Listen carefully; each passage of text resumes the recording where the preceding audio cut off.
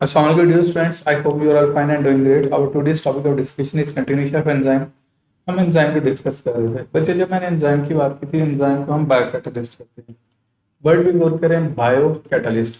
Bio mean living organism, catalyst such a chemical which speed up the chemical reaction. Mean ये एक ऐसा chemical है, ऐसा substance है जो केमिकल रिएक्शन को स्पीड अप करता है। किसके अंदर स्पीड अप करता है? लिविंग ऑर्गेनिज्म के अंदर स्पीड अप करता है। क्लियर? उसे बायोकैटालिस्ट कहते हैं और लिविंग ऑर्गेनिज्म के अंदर इसे हम एंजाइम कहते हैं। अब इसको देखते हैं क्या सीन है। यहाँ पे बेसिकली हम पढ़ना चाह रहे हैं mechanism of enzyme action, enzymes के काम करने का तरीका, ये कैसे काम करते हैं, क्या सीन है। एक एंजाइम की सतह पर एक या ज्यादा पॉकेट या शिगाफ होते हैं जिन्हें एक्टिव साइट कहते हैं। ये एक्टिव साइट होती है। ओके, एक्टिव साइट कैटालिसिस में बराह रास्त हिस्सा लेती है। कैटालिसिस में पता है क्या?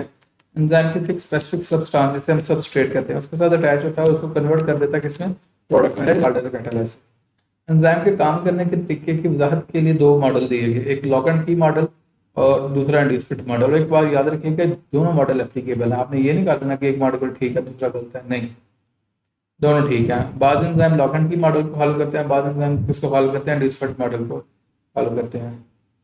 अब पहले जो है वो है एंजाइम का lock and key model.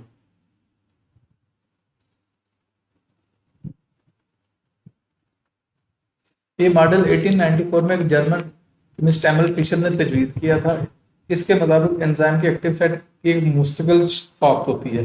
Mean enzyme की जो एक्टिव साइट है उसकी स्पेसिफिक शेप होती है, उसमें भी फ्लेक्सिबिलिटी नहीं होती, ये फिक्स होती है shape. Substrate molecule active site में बिल्कुल फिट बैठता है। जो सबस्ट्रेट है वो आगे अटैच हो जाता है किसके साथ? एक्टिव साइट के साथ, और एंजाइम सबस्ट्रेट कम्प्लेक्स बनता है। तो एंजाइम सबस्ट्रेट क्या बन जाता है? कम्प्लेक्स बन जाता है। क्लियर? ओके, हम नेक्स्ट देखते हैं।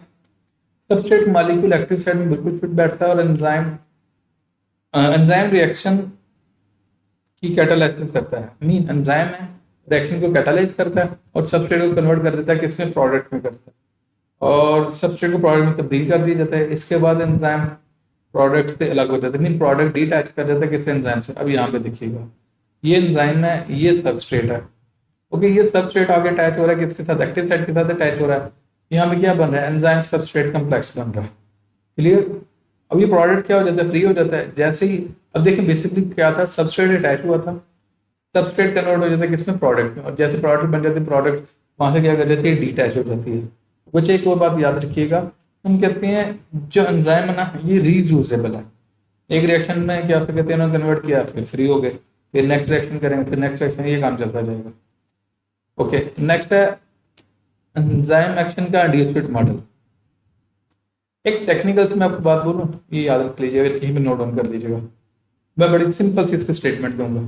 मैं कहता हूं according to lock and key model the shape of the active site is rigid, there is no flexibility in it.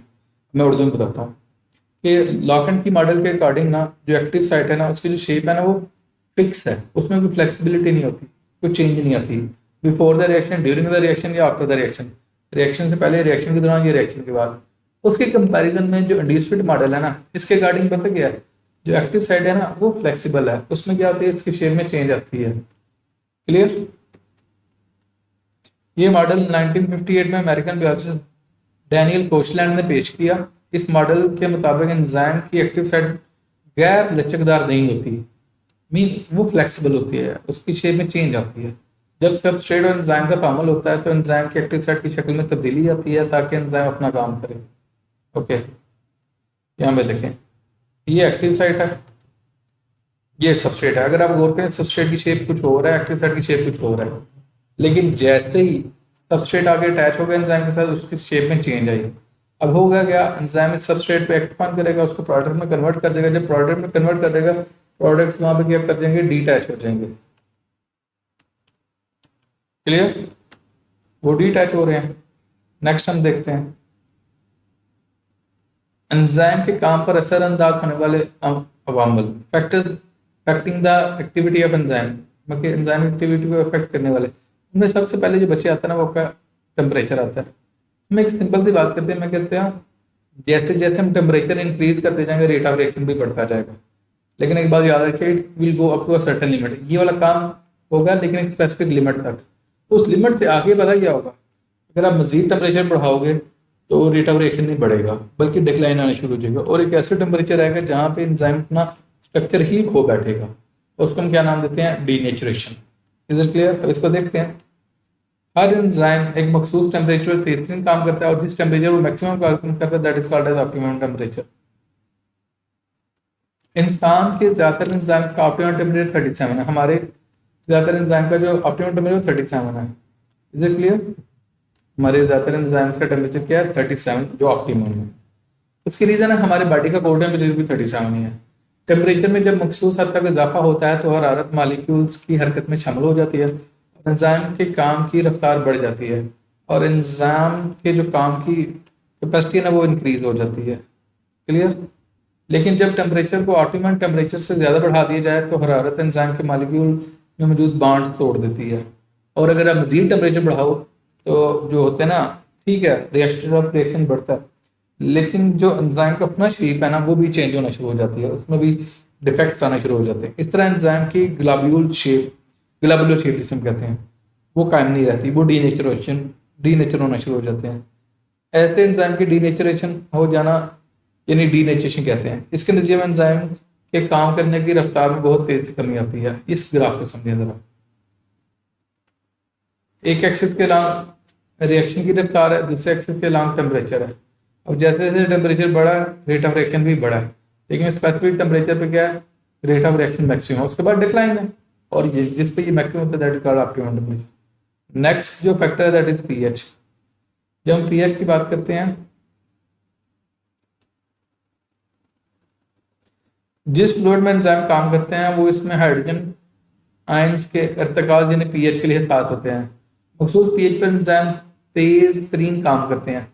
जिस तरह ऑप्टिमम टेम्परेचर होता है ना उससे ऑप्टिमम पीएच भी होती है। एक स्पेसिफिक पीएच पे एंजाइम अपना मैक्सिमम काम करते हैं, उसे इनकी ऑप्टिमम पीएच कहते हैं। पीएच में तब्दीली से एंजाइम के एक्टिव साइट में मौजूद अमीनो एसिड्स के आयनाइजेशन पर असर पड़ता है। इससे एंजाइम की सरगर्मी सुस्त होती है। मीन अगर पीएच में चेंज आ जाए तो एंजाइम का रेट ऑफ रिएक्शन क्या हो जाता है, स्लो हो जाता है। मुख्तलिफ एंजाइम्स की ऑप्टिमम पीएच मुख्तलिफ होती है। बाद एंजाइम एसिडिक होते हैं, बाद एंजाइम बेसिक होते हैं, बाद एंजाइम न्यूट्रल होते हैं डिपेंडिंग अपॉन द टाइप। मिसाल के तौर पर मेदे में काम करने वाले पेप्सिन एंजाइम की तेजाबी मीडियम 1.5 to 2 है, ओके, में काम करता है, जबकि स्मॉल इंटेस्टाइन में काम करने वाले ट्रिप्सिन का अल्कलाइन मीडियम 7 to 8 काम करता है। नेक्स्ट है सबस्ट्रेट की मिकदार। ये भी एक फैक्टर है जो इफेक्ट करता है। जैसे जैसे हम सबस्ट्रेट की कंसंट्रेशन बढ़ाएंगे रेट ऑफ रिएक्शन बढ़ेगा, लेकिन ये काम भी एक स्पेसिफिक लिमिट तक होगा, उसके ऊपर जाओगे तो इंक्रीज नहीं होगा। क्यों? तो मान के हम एक्टिव साइट सैचुरेट हो जाएंगी, ऑक्यूपाई हो जाएंगी सबस्ट्रेट से। सबस्ट्रेट की मिकदार में इजाफा रिएक्शन की तादाद को बढ़ाता है। सबस्ट्रेट की मिकदार में एक हद से ज्यादा होने पर एंजाइम्स की तमाम एक्टिव साइट्स पूरी हो जाती है, मीन ऑक्यूपाई हो जाती है। ऐसी सूरत में सबस्ट्रेट के मजीद मालिक्यूल को ज़्यादा एक्टिव साइट्स नहीं मिलती। इस हालत को एक्टिव साइट की सैचुरेशन कहते हैं, और इस तरह रिएक्शन की रफ्तार मजीद नहीं बढ़ती। ओके, नेक्स्ट हम देखते हैं। ये मैं आपको ज़रा यहाँ पे शो करता हूँ। ये ज़रा ग्राफ देखें आपका, ये है पेप्सिन एंजाइम की ऑप्टिमम 1.5 to 2 पीएच, मीन ये इस पीएच पे मैक्सिमम है। ट्रिप्सिन जो है ना वो 7.8 पे मैक्सिमम है। मीन ये वाले जो एंजाइम है ये एसिडिक एनवायरनमेंट में काम करते हैं, और ये वाले जो एंजाइम है ना ये बेसिक एनवायरनमेंट में काम करते हैं। ओके, दूसरा जो है सबस्ट्रेट की मिकदार। मीन सबस्ट्रेट की मिकदार बढ़ाने से, देखो स्टार्ट में जो कहते हैं जैसे जैसे हम सबस्ट्रेट बढ़ा रहे हैं रेट ऑफ रिएक्शन बढ़ रहा है, लेकिन up to a certain limit पे जाके मजीद अगर आप क्या सबस्ट्रेट बढ़ा भी रहे हो ना तो रेट ऑफ रिएक्शन नहीं इंक्रीज हो रहा। क्लियर? तो आपने इन ग्राफ को कैसे समझ लेना है। ठीक है बच्चे, if you have any sort of question then you can ask in the comment section.